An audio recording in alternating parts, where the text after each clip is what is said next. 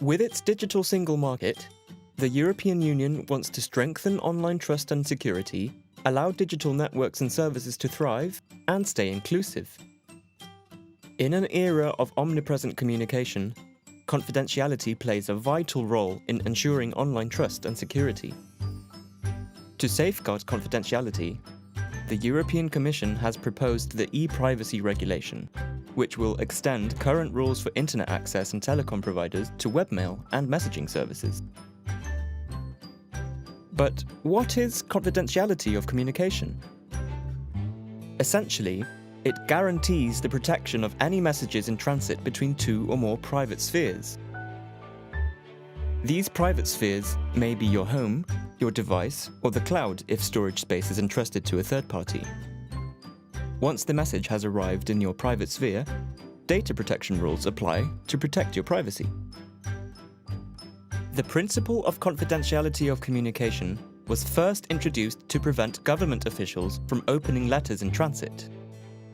Ever since, this principle has allowed people to express themselves freely, unimpeded by prying eyes. It naturally extended to private operators as they assumed responsibility for public communication services. To this day, confidentiality of communication constitutes an important foundation of our democratic societies.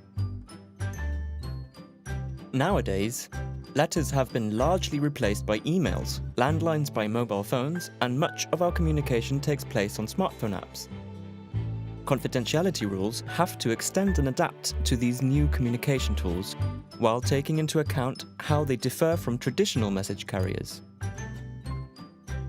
Unlike traditional carriers, which act as the pipeline to get a message from A to B, the purpose of these new communication tools goes beyond this. They improve communication and simplify tasks for the user. Think of spam filters, automatic calendaring, spell checker, translation services, and speech-to-text solutions.